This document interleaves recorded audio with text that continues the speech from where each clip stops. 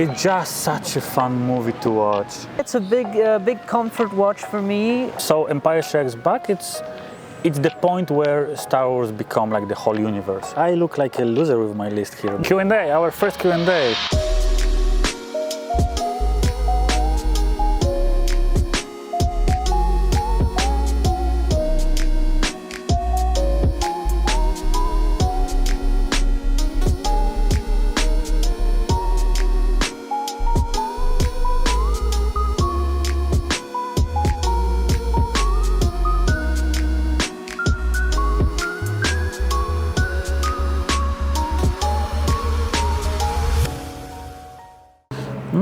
Okay.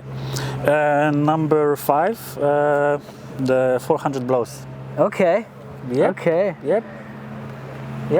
Cinema. Yeah, my favorite movie of the French New Wave, for sure. Great story, great characters. It's an amazing thing that Truffaut could achieve something like this with, like young, unexperienced actors. It's very rough, very sad, but it's also very funny. It stays with you, and the ending is perfection. Iconic. Yeah. Number 5, Blade Runner. Okay. Blade Runner I love very much. I think visually it's gorgeous. The music is out of this world. I love the sort of noir the noir atmosphere. The bad guy is great. The sort of existential themes. You can tell that Ridley Scott, that it was his baby, like it was his masterpiece. He put so much care into it. Yeah, Blade Runner. Okay, yeah. I love Blade Runner, but it's not my favorite. I don't know if I have Blade Runner on my list, because the thing is that I made this list like a month ago, so now I don't remember all of the stuff I put here. But yeah, it would be among my top 100. I watched it. I've seen it many times. I love even the sequel. Yeah. Do you like the sequel? The sequel is fine. I should rewatch it. Like the sequel, visually, it's outstanding. But the first one, okay, like in terms of originality, it's the best. What I found a little disappointing about the sequel was the pace. I felt like the pace was too slow. Too slow. Yeah, but it was gorgeous. Like I think it was also very long, the second one. Yeah. But I also like the second one. I've seen it only once, and I would love to rewatch it on like a good big screen. That one, because it's visually, I remember that even the trailer was very impressive. Okay, number 4, and we're back to Mr. Tarantino. Okay. Do you want to try to guess? Okay, try to guess. Let me think for a second. Is it Once Upon a Time in Hollywood? No. I like that movie, but it's probably not even my top 5. Is it obvious? I don't know. Probably. So okay, I'm gonna dive into it. So I was struggling a lot with this thing. Which Tarantino's movie is my favorite one, because I was convinced it was Pulp Fiction, because I've seen so many times. But eventually, like the movie that like I see a scene from this movie and I have to watch all of it right now. Okay. It's Kill Bill number 1. Okay. It's just such a fun movie to watch. It's just I'm playing here with cinema. I'm playing with like I take a scene from this. I'm taking a scene from that movie. I mix this music. I put this music here, and I want just create something nice. Yeah. And I know, and I'm in constant dialogue with the cinema. Yeah. And I take some icons from other movies and I put it here, and it works. And and probably with many directors it wouldn't work, but here for some reason it works, and you have this long sequence of a lady with a sword chopping heads of 100 guys there, and it's probably for someone it's like, what the fuck I'm watching here, and it's like, but it's so fucking fun to watch. Yeah. Okay, so it's fortunate that I didn't say because Kill Bill is also my favorite Tarantino film. Yeah, I have. Because before, like you said about the violence and whatever, this is the most. I think this is one of the most violent Tarantino films. True. It's true, but like this one is framed as feminist, so I guess I'm fine with it. I don't think he was thinking of this topic when he was doing this movie. It's a woman taking revenge on like a guy who's trying to control her. I feel like it was very ahead of its time. Like honestly, like way before Me Too. I think Kill Bill is it's in my top 100. It's 89 and 90. So you have Kill Bill 1, Kill Bill 2. Okay. The Kill Bill number 2. For many years, I thought it was boring, and then it grew up on me. Like whenever I see the first one, then I jump instantly to the second one because it's basically an integral part of it. I consider them in unison because in the beginning he wanted to make just one film, but they do feel very different. And plus there is a cut that you have both of them together. I've never seen it like this because I wanted to rewatch it like this, but then I really like the ending of Kill Bill number 1 with the scenes that will like announce some stuff from number 2, and it's kind of a cheap kind of B movie. But like feel. It's like I can quote these things they say in that trailer there, you know, and it's like okay, I want to keep this part. I'm not gonna watch all together. I used to watch it a lot when I was a kid. I really loved it. The first one. Okay, number 4. Number 4. You probably won't know it's a film called Withnail I. It's Withnail. It's a name. Okay. And I. So the guy. So it's about two struggling actors in London in 1969. They're broke and their life is very hard, and they decide to go to a country house. It's a bit like The Rules of the Game, but like the cheap version. Okay. And Withnail is that character, that sort of Shakespearean actor who has delusions of grandeur, while the I character, who is not named, is that sort of, is kind of a bit like me, sort of like this very shy guy. Who has existential crises all the time, and he just grabs to Withnail to do stuff and whatever, and Withnail is completely crazy. And it's a big comfort watch for me. Love it. I love it. What's the year of the movie? It's 1987. Okay. But it happens in the late 60s. Has great music. Music from the 60s. So number 3, yes. So we are going towards the top, the big top 3. And so for this one, it's my only Star Wars in the top 10, and I think you should know. I should know. The Empire Strikes Back? Yeah, I have a big poster on my door. Well, I have a Pulp Fiction poster, but like. Yeah. So so for me, I love Star Wars, and it's really, it's not a surprise. I'm shocked. And Empire Strikes Back is the one from the original trilogy that didn't age badly. I would say there are like. You feel like the others have aged badly? There are some moments where they age badly, or because of the later edits, they lost some charm. But I love the whole, like, it's not that, like, it's like picking, your favorite kid in the end here. The Empire Strikes Back is a perfect sequel. It has everything that a sequel should have in a movie. And it really opens the whole Star Wars universe. The movie is more mature. It has an amazing ending. It has a good story, and the biggest plot twist in the history of cinema. How do you feel about the worm? About what? The worm. Nobody remembers that. At some point, they go on a moon, and the worm, they're in. When they land in the and people pick that scene to say, oh yeah, look, Star Wars was always silly. Even the most serious, most iconic one has this worm scene. But nobody remembers that scene. No, I remember the scene, but I don't think it's a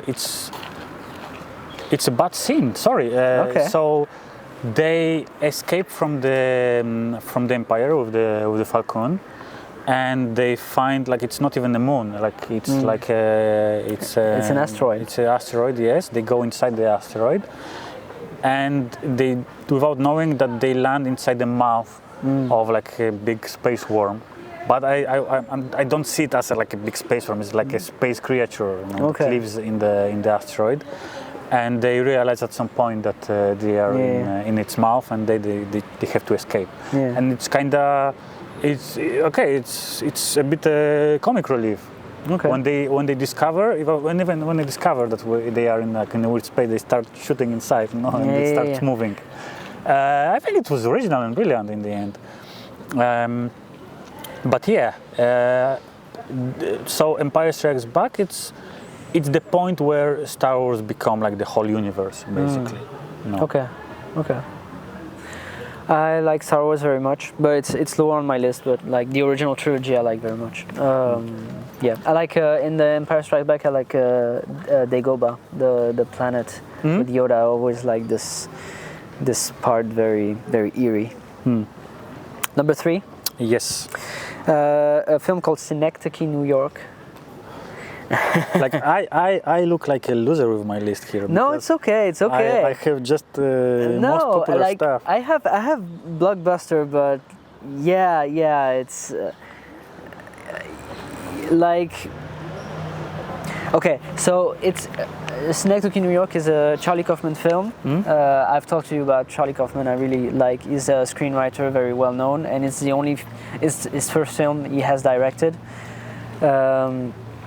It's very complex. So Synecdoche, New York is about a playwright who decides to make a play about his life, and he receives a lot of money. Basically, he receives a grant, and he decides to make a giant play about his life inside a warehouse, and he keeps replaying the scenes obsessively instead of fixing his life, basically. Okay. And the project kind of he kind of loses grasp of the project, and it goes on for many years. The dialogues are amazing.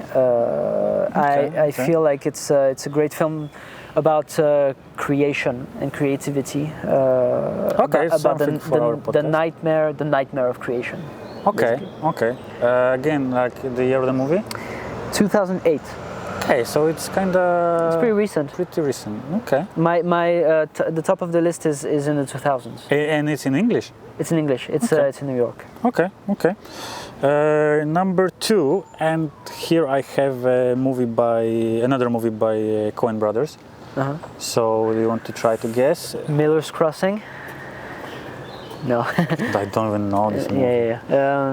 I was going for the one that... Wait. And here, okay. So no, I know. It's Lebowski. Yes, of course, the Big Lebowski. And here I think I could even switch, depending on my mood, I could switch number 1 or number 2, because the Big Lebowski is in my humble opinion, is the best comedy ever made. I think it's very underrated as a piece of art, because I think it's like every time I rewatch it, and I rewatched it many times, I find something new about this movie. I always find like a small detail that is just hilarious and makes you laugh again with this movie.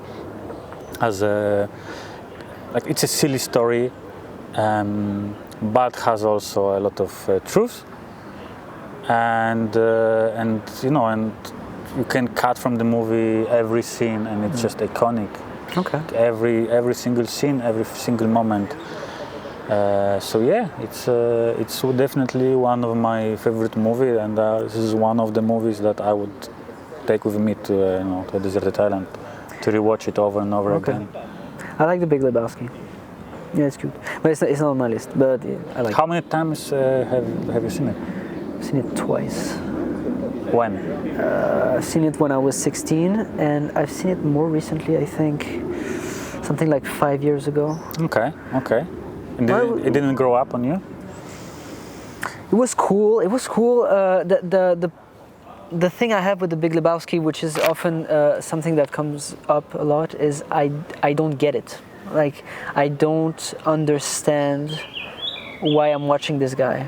Like, I don't know how to say it, but he's just a dude. He's just a dude, and he's just a dude.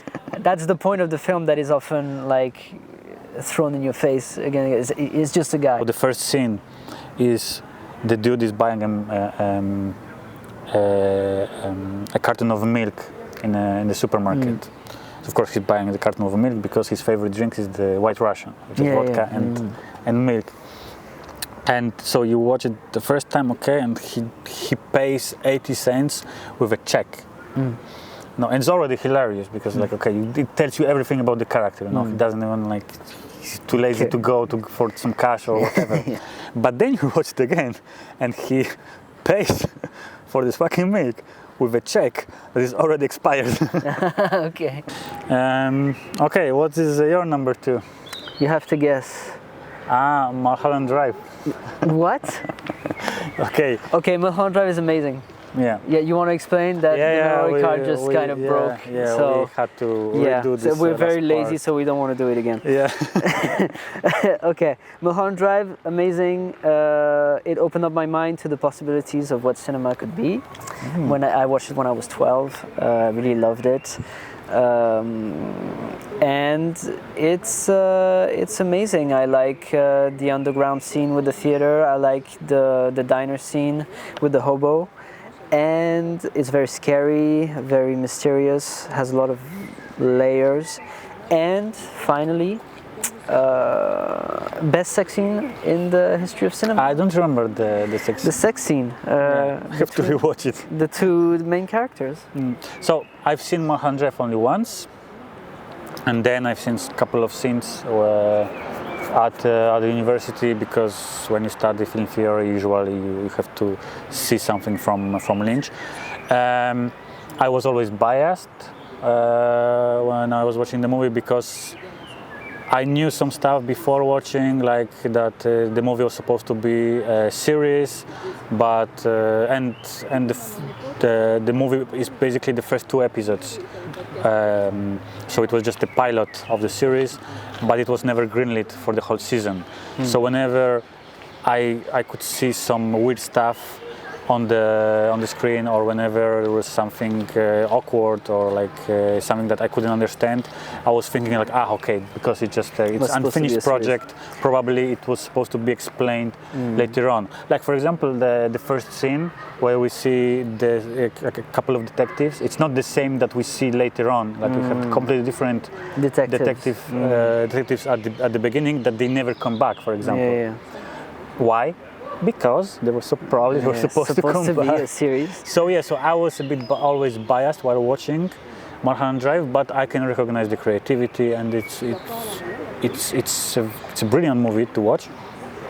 But for me, in terms of the filmography of David Lynch, I was always more moved by Blue Velvet and Lost Highway for some reason. Plus, I find like Lost Highway was the prototype of Mulholland Drive. Yeah, it feels like it.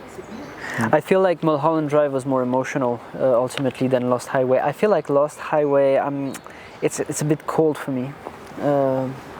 I can't get into it as much as Mulholland Drive. Okay. Whatever. Okay. But it has also these psychedelic moments that are even creepier than Mulholland Drive. Okay. Number one.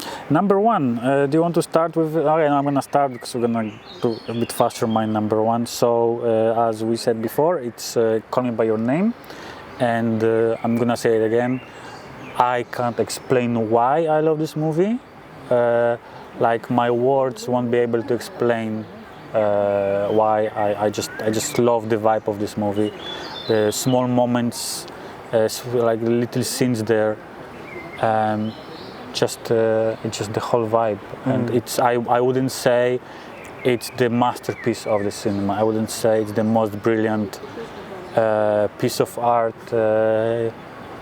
I love in general Lucas Guadagnino films, but he made Challengers, and what else? Challengers,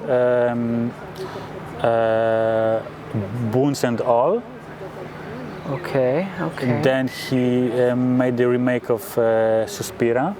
Okay. And the recent in cinemas was Queer. And he made another. It's a series he made for HBO. It's called We Are Who We Are, and it has kind of similar vibe to Call Me by Your Name. And I really like that series. Okay. It's like this is just the vibe, it gives you the emotions, it gives you. But in terms of like technical parts or whatever, like I wouldn't say, oh look, like it just. I can't. It's a movie where I can get lost in the emotions.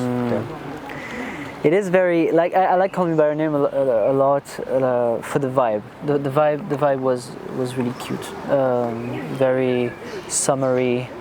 I can understand why you would want to go to that place. It's kind of the same with me for like some of these, like La Règle du Jeu or Withnail I. It's like you're going to like this country house. It's the same, makes me sort of travel and gives me this vibe. But Call Me by Your Name is very atmospheric.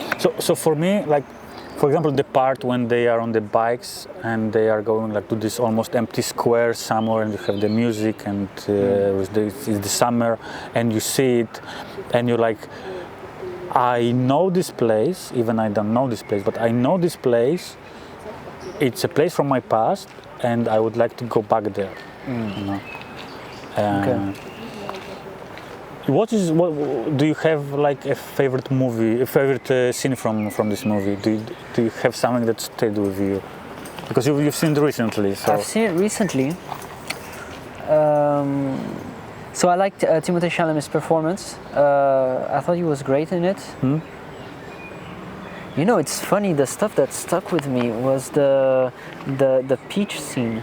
Okay, that's the most controversial scene from the movie. It's controversial, but it was. But maybe it's because it was risky or something, and I liked it. But I like. Okay, I feel like he does a very good job at developing their relationship, and I feel like when they kiss, it's very romantic. Okay. It's very intense. I like the sex stuff, basically. Okay. For me, I think like the moment that really stuck with me, and when I think about this movie, like I see this scene. It's first when he calls his mom to pick him up from the train station. Yeah. Okay. Yeah. And then the whole sequence in the car, when and she doesn't ask any question. Yeah. Okay. Number one. Number one. Do you know what my number one is? Do you remember? I've seen it right now because it's not number one. It's not Clockwork Orange. Number one. I've said it last time, but I don't remember. You don't care about me. That's why. No. Okay, say it. It's In the Mood for Love. Yeah. You talk a lot about this movie. I do talk a lot about this movie. I've studied this movie for my master's thesis. So you're biased. I am, but like I chose it for my master's thesis because I loved it beforehand, and also the fact that I still love this movie, even though I had to work on it for like 2 years, is a testament to the strength of this movie. Okay. I feel. What can I say about this film? So, In the Mood for Love is about two neighbors, and they've realized that a husband and wife are having an affair, So they decide to become friends, and there's a sexual tension there. I don't know if I'm making it clear. It's a little bit of a love square, kind of. But it's never like fully completed in the end. Yes, and that's also what I wanted to say. Like the thing about In the Mood for Love is that it's a film about the incompleteness of life. In the Mood for Love was supposed to be 3 hours long, but it was cut to an hour and a half. So there are a lot of parts missing, which I really love. I love the sort of unfinished aesthetic, the fact that it's incomplete. The final shot of the film is on ruins, and in my master's thesis I talked about how this film is, Wong Kar-wai develops an aesthetic of ruins, basically, and through the montage and okay, you wrote a thesis about this. You can talk about this for hours. Yeah, so you can read my thesis. Yeah. But I really love it. I watched this movie like 3 years ago for the first time, and it is a vibe, you know. It's full of emotions and unspoken emotions, whatever. The problem I should rewatch this movie, but the thing is that I've seen it. On a plane. Probably I wasn't in a good mood for this Mood for Love. I don't know, because it didn't hit me on the emotional level. I can recognize how like that the movie is great, but it didn't, like there is no scene that stayed with me. That stuck with you, okay. Because it didn't hit me emotionally. Maybe, you know, if I had like in a pretty saddest place in my life, maybe when I was like living some like it's because I'm pretty sad. Moment. That's why. No, I'm not saying. But sometimes to love a movie, you need to put yourself in a certain mood, good emotional state. So it's also what I was saying earlier. Like the first time I watched In the Mood for Love, I didn't like it. To be honest, I didn't understand it. It was too weird. Like I felt like the movie was incomplete, so I had to rewatch it, and it completely turned me. Like the second time, and I started rewatching it.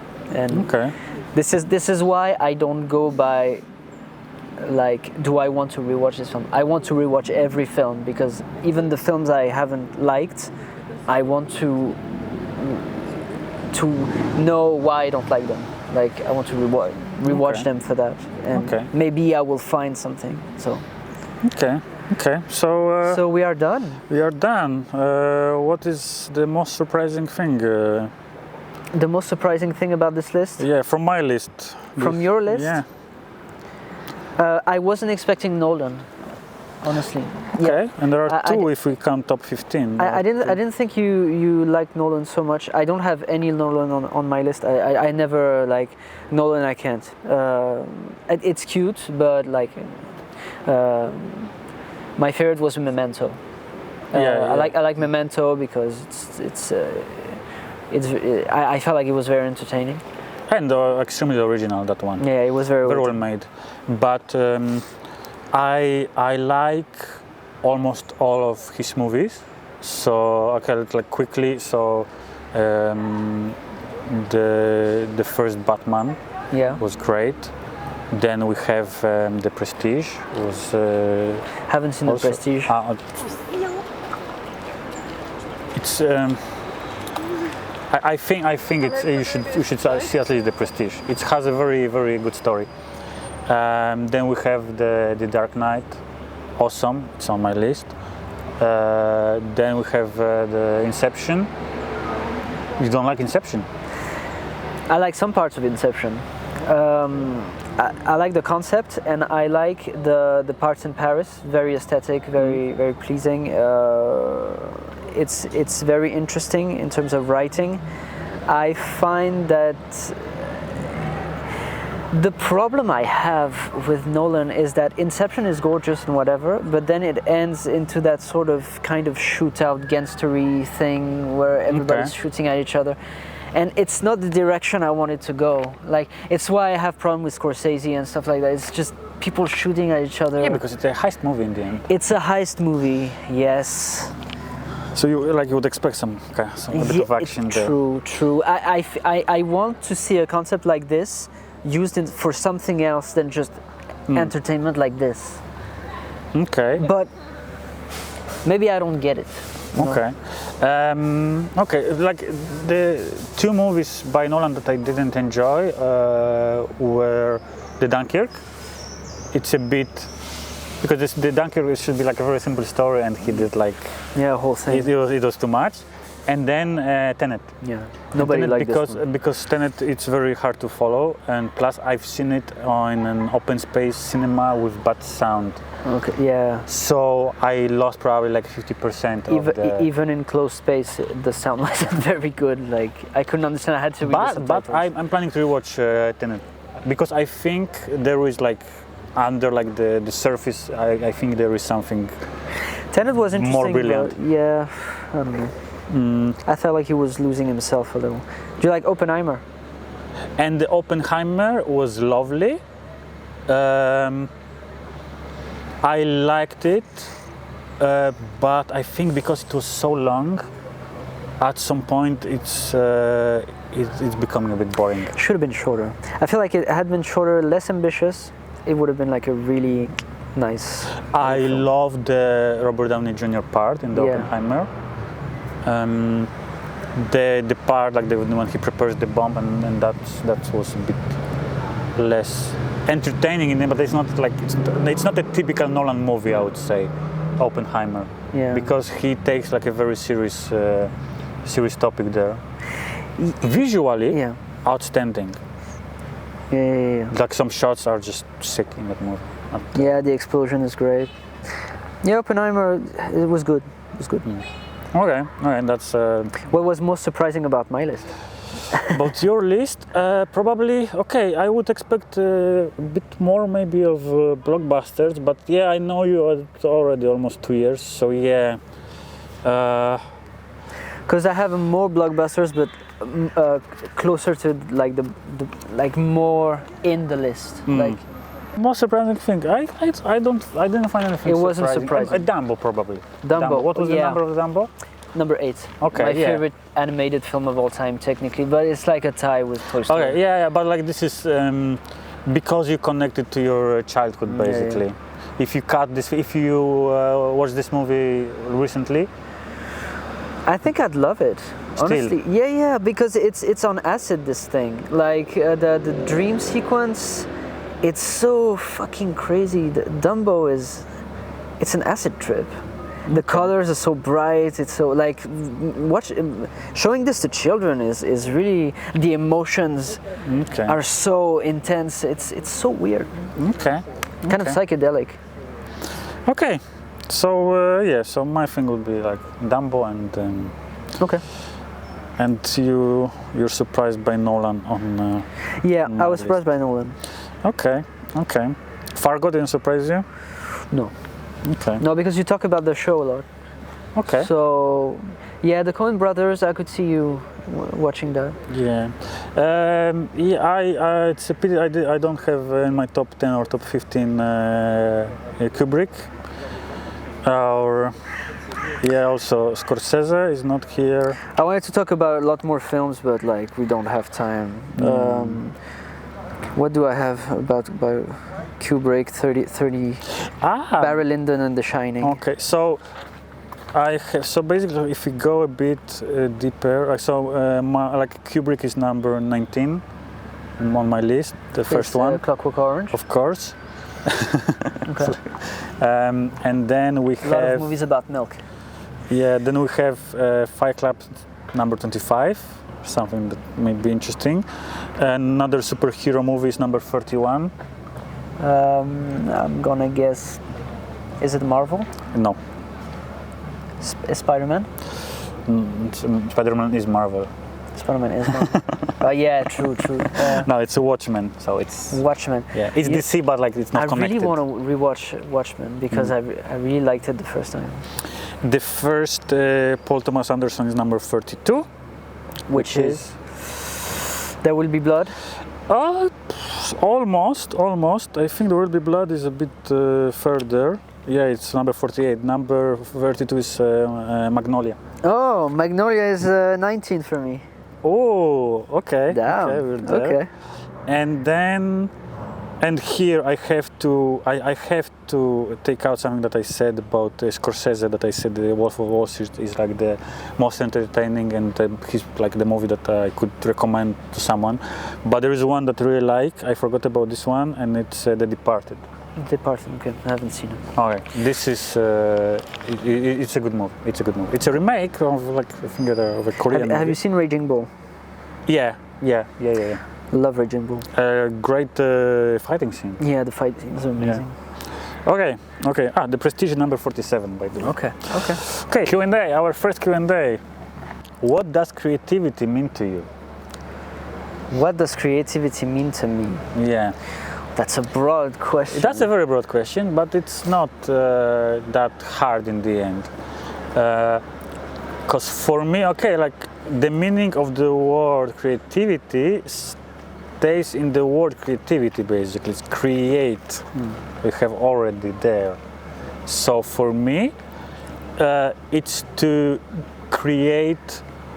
So creativity is it's being able to create something meaningful or something that serves the purpose of like a specific moment. For example, like yesterday, 2 days ago, we were talking about the script, and we had this. We didn't create anything, but we had, we had to create some kind of feedback to someone based on our thoughts, on our input, this whole brainstorming. So we didn't create anything like very specific, right? But we had to, to be able to give something from us for that specific moment. Yeah. That, of course, it won't stay with us forever. So you think it's meaning, like it's making meaningful use of your time?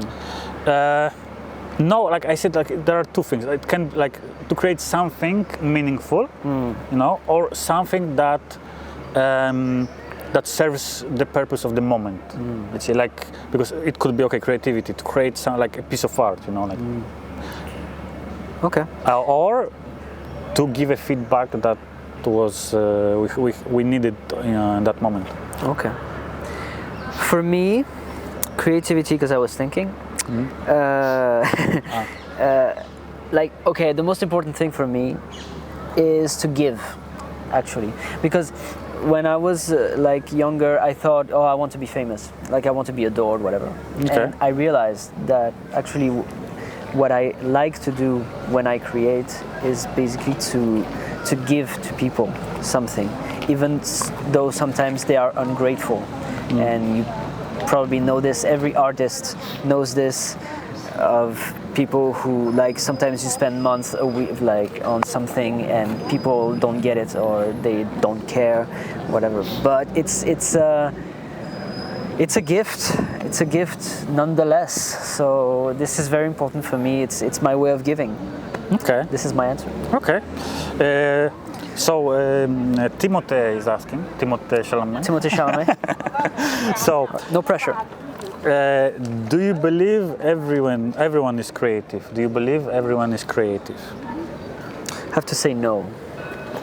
Not everyone is creative. Not everyone is creative. Not everyone is creative. Who's not creative? Some people. Because when you ask a question like this, you always have the sort of the social idea. So this idea that kind of Marxist, that if everyone got the opportunity, everyone could be an artist.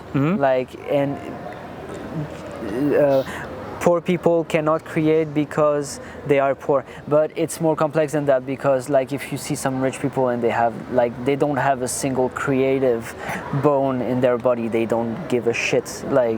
Okay, here I have I have a different approach here. I think everyone can be creative. Because as I said before, creativity, it means like to create something meaningful or something like that serves the specific moment, some whatever. But for example, you take a person that, in your opinion, is not creative, right? And tell her, look, you can make 10,000 euro, but I need you to come up with an idea for a movie about trees. You think he won't create any interesting idea? Or something that would be, like he will create something out of him. I think it will be very painful for him. But eventually, he will come up with some ideas. He will come up with some ideas. It depends what you mean by creative. Like he could come up with shitty ideas. Yeah, but like shitty ideas, it's also still creative ideas. It's like, the most important thing to be creative. I think because you connect creativity to like create something good. Yeah, maybe. And for me, it can be also something shit. Yeah, if it's something, yeah. Oh, Madame Web. Right? Like there are a bunch of creatives that created something else. Very bad movie. Yeah. The thing is, I don't think creating something bad is bad. What I think is creating something really average or really uninteresting or not original, to me, is the worst. But creating something bad can be interesting, actually. Okay. What inspires you the most when starting a new project? What inspires me the most? Like to get going? Oh, like where did you draw your inspiration for the most? Who's asking the question? It's Alexia. Alexia. Ah, Alexia. How do I draw my inspiration? Honestly, like not necessarily like, because the answer is what inspires you the most. Inspires me the most. Yeah, and I have an answer to that. So when I have to like create a short movie, let's say, or a scene or whatever, if I don't have any idea, but I start listening to music, okay, it comes instantly. Sometimes. What do you listen to? It can be anything. It can be literally anything. So right now, my challenge for our podcast is to make a scene or even like a small short movie out of your short story. And I really didn't know how to approach it, And the other day I was listening to a soundtrack of Barry Lyndon. So basically, while I was listening to music from a very specific scene from Barry Lyndon, I saw the scene. Okay. I connected it to your script, and I'm like, this is my vibe. This is where I want to go. I saw the scene. I saw the moment of the character sitting at the table in a cafe, and the vibe of the scene. And this is my approach for this project. It's gonna be Barry Lyndon. Like, you are my Barry Lyndon. Not like with all the characteristics of Barry Lyndon, but like of the vibe of that specific scene and the vibe that I remember from the movie. Okay. So, and it works like this with many past projects that I don't know how to approach. Then I listen to something and like, I see it. Now I know. So this is where I can, like the music, even if I'm not a musician, I don't know shit about the music. We talked about this, but music is something that gives me most of my inspiration. Inspiration. It's funny because Sofia Coppola does this also. Like when she writes her films, she was listening to, I think, Virgin Suicide. She was listening to Air, and she wrote the script. Yeah, what gives me inspiration? Okay, the thing with me is I listen to a lot of music, I watch a lot of films, so there's not like a single source of inspiration. Of course. The thing with me is I'm always juggling with different art forms because I'm interested in a lot of things. I prefer like doing this instead of doing actual work. So it's very important for me to have all these sort of media, and so when I start something, like, it's, for me, it's resources that I can pull from if I need it. Okay. So this is why I'm always reading and listening to music and watching films, because then I'm like, okay, I could do this, I could use this idea and do this. And it's like colors for like a painting, and it's not necessarily stuff that I like. Also, it's very important. I don't only watch and read and listen to things that I like. I also watch, read, and listen to things that I don't like. Okay. And generally, it is a source of inspiration, because I take that thing that I don't like and I'm like, how can I fix it? But it's not because it's bad. It's just I don't like it. I don't know. I don't like Nick Cave, and I'll be like, okay, but like, how can I use it to like use it in my work? So like on my number, like second source of inspiration, it would be paintings as well.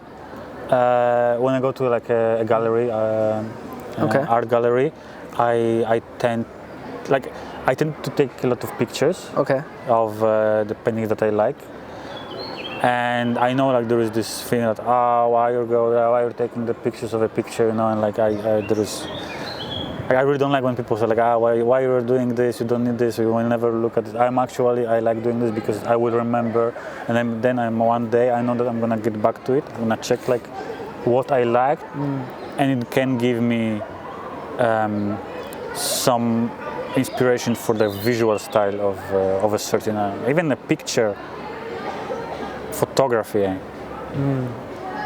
Okay. So yeah, that would be my number 2. What's more important? This is from Andrea. What's more important, talent or discipline? Discipline.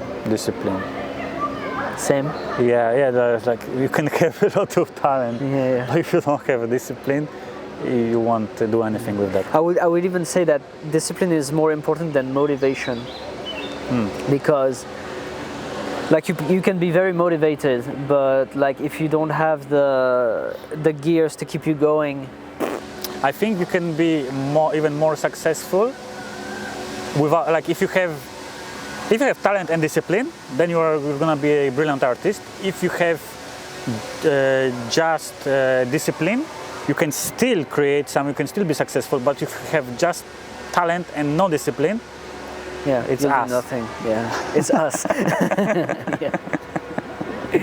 Right? Sorry. Yeah. So how do you know when something is finished? You never do. It never is. No, it never is. It never is. It never is. You just stop working on something and then you go on with your life. You just stop and you cry. Yeah. I don't know. Like with, I don't know how it is with music, but for example with movies, you can be stuck with the editing for months. Yeah. And you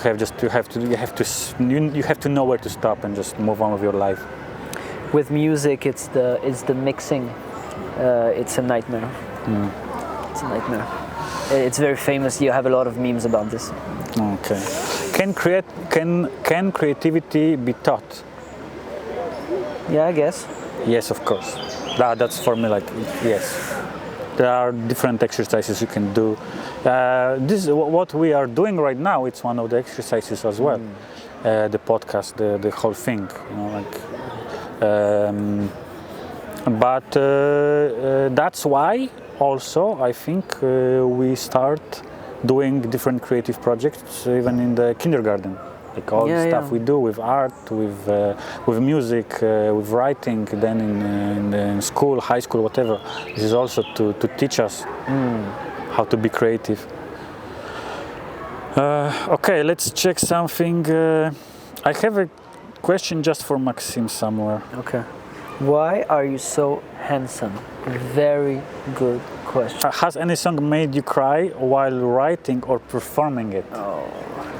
There is always this sort of sweet spot when a song, because I write very sad songs, and there is a point when the song is to a certain completion, and for the first time I'm birthing it, like I'm playing it, and I'm like, and it can be emotional. The hardest part of recording a song is to when I record a sad song and I record the vocals and I have to record them again and again and again, and the lyrics are always very personal, so it can be very draining. It can be because sometimes very sad, and you need to put in the work to transmit that emotion, to convey that emotion, and it can be really draining. I can do it like 2-3 hours a day, but then I just sleep, and it's not. I'm not crying, but I can tell that it's like therapy. It's like not really therapy, but it's really draining. Yeah. Do films make you cry?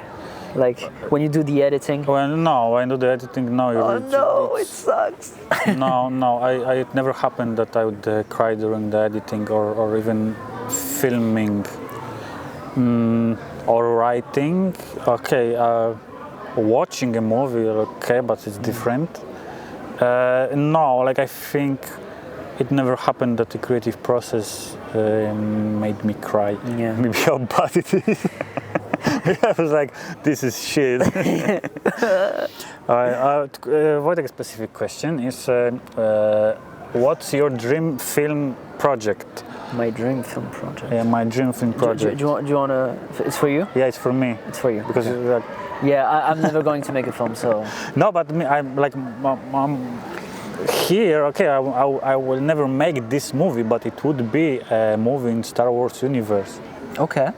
I would love, like, if I had like unlimited resources and Disney hired me to create everything from the scratch, and just get lost in order to get lost in Star Wars universe from the beginning of the project to the end of the project, and being paid for it.